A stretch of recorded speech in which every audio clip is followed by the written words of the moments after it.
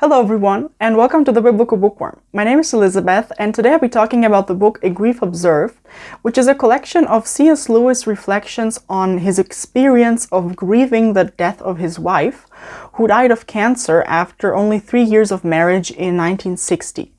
In the book, he explores the complex emotions that arise after the death of a loved one, including anger, confusion, and doubt. C.S. Lewis writes about the everyday trials of life without joy and explores important questions of faith and theodicy. Theodicy, by the way, means the attempt to solve the problem of evil. So it's a search for the answer to the age-old question how a loving God can permit evil. 20 years before A Grief Observed, C.S. Lewis wrote the book The Problem of Pain, which covers a very similar topic as Grief Observed. The main difference, as I would say, is that in A Grief Observed, C.S. Lewis talks about his own experience with pain, while The Problem of Pain is a purely theoretical treatise. Let's start with a brief introduction to the author, in case you're not familiar with him. C.S. Lewis was a British writer and scholar who lived from 1898 to 1963. He is best known for his works of fiction, particularly The Chronicles of Narnia, which is a series of 7 children's books that have become classics of children's literature.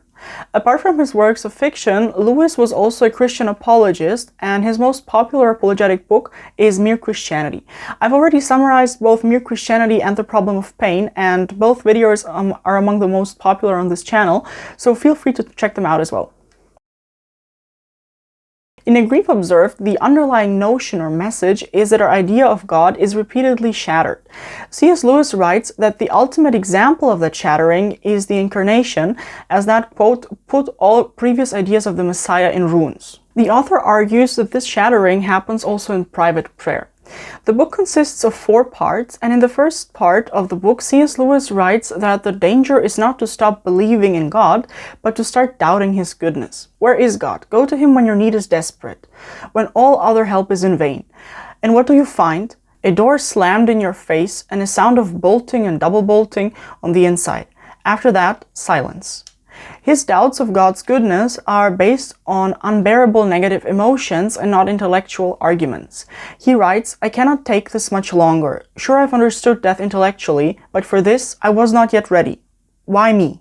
C.S. Lewis explains that we never know how much we really believe anything until the question whether it's true or false becomes a matter of life or death to us.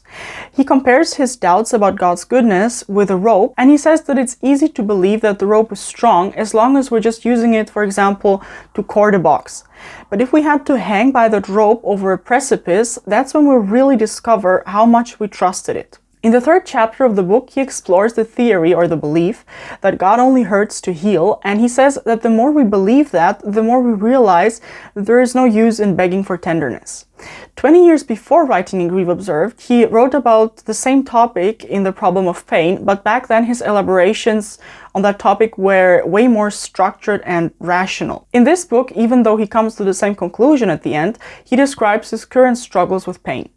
Just to recapitulate what he wrote in The Problem of Pain, back then he explains that pain has 3 main functions. The first one is that pain is unmasked evil, and so it is very effective to deliver a message.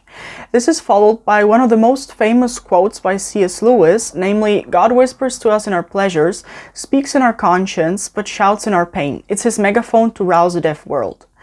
The second function of pain is that it shows us that we're not self-sufficient, and the third function of pain is that we know that we're acting for God's sake when the thing that we're doing is painful or at least contrary to what we would naturally like to do. So you realize that those 3 functions of pain are presented completely without emotion, but now let's compare that with what he writes in A Grief Observed.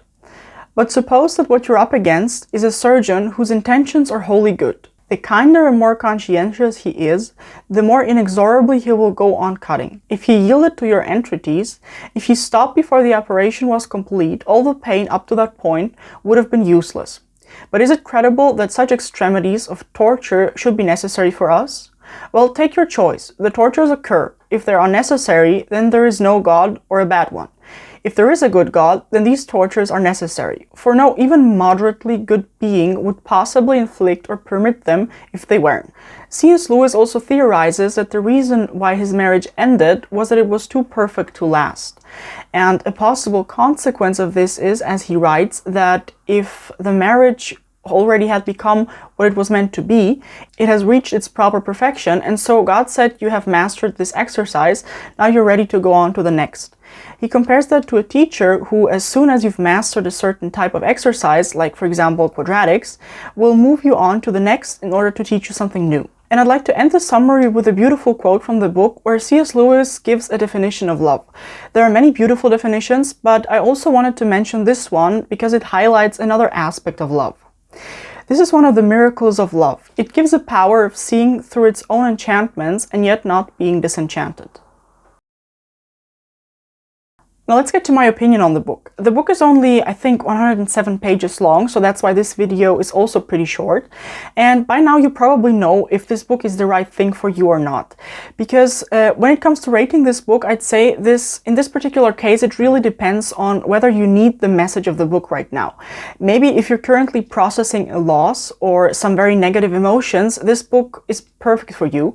But if you don't feel like you currently need the content of this book, I'd say that you're good with the summary and you won't gain any additional benefit from reading this book out of an abstract interest for the topic.